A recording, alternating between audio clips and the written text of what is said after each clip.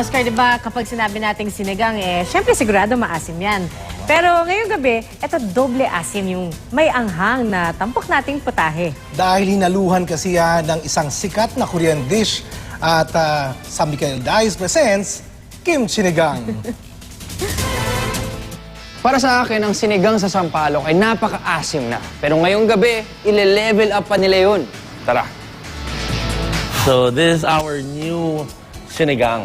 It's called Kim Sinigang. Dati meron kaming sisling sinigang na walang sabaw. Ito na yung traditional way. Natikman ko yun. So meron tayong sinigang ngayon. Ngayon may sabaw.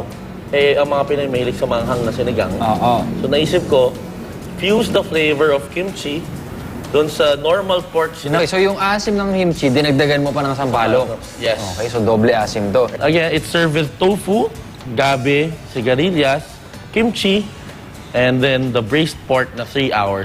Kilala ang kimchi bilang traditional fermented Korean side dish. Sa katunayan, hindi ito nawawala sa kahit anumang pagkain nila. Pero alam nyo bang may iba't ibang klase pala ng kimchi na depende sa panahon nung panahon na hindi pa uso ang refrigerator. Binabasa rin ang paraan ng pagkakababad nito ayon sa panahon. Pero ngayon na wala ng pinipiling panahon at lugar ang side dish na ito, naisipan ni Chef Mikael Zaguirre na idagdag itong pampaasim sa paborito nating ulam na sinigang. Kaya naman pagdating sa lasa,